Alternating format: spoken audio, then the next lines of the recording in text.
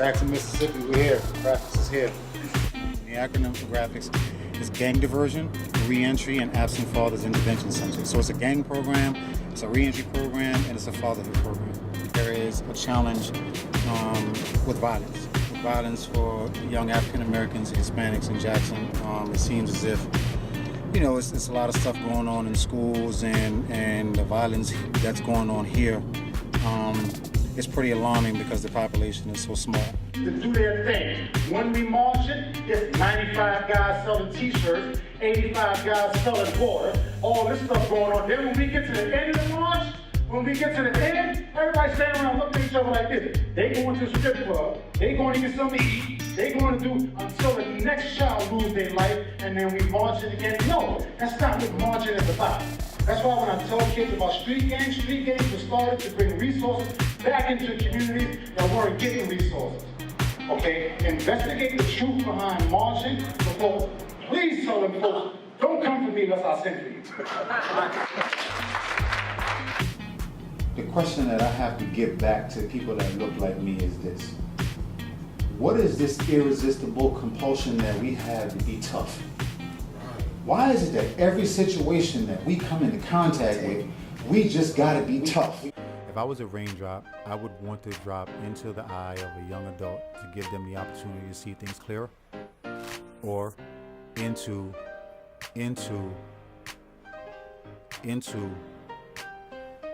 seed that has just been planted to give something the opportunity to grow.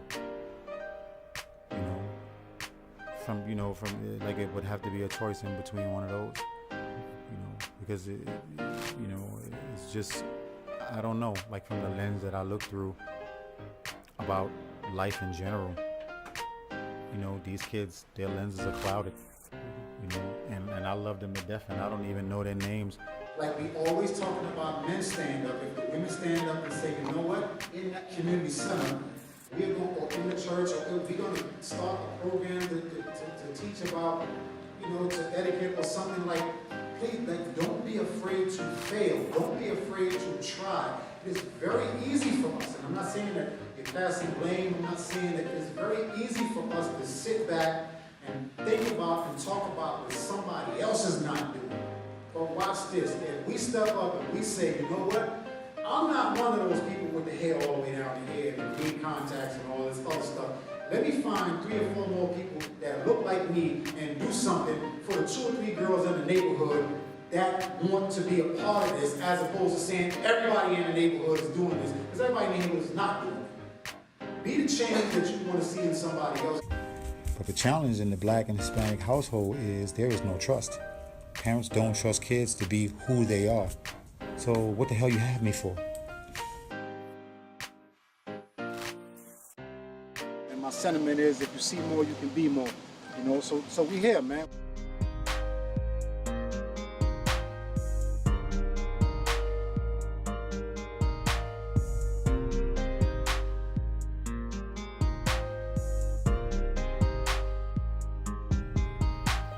The store right here, where Emmett Till was sitting down, and they said he whistled at the white woman. That led to him losing his life, man. I didn't start to get people to believe in me until I started to believe in myself, and until I started to make the steps in the direction of my belief. You have to believe in yourself, and you have to make steps in the direction of what you believe. And so I had been in and out of prison so many times that people had given up. And so, for me, it came down to I had to start believing that I wanted to change. I had to start believing that I was worthy of change. And coming home this last time, I didn't have any, the support that I had. Of course, it was my grandmother. Talk about her, that's my world.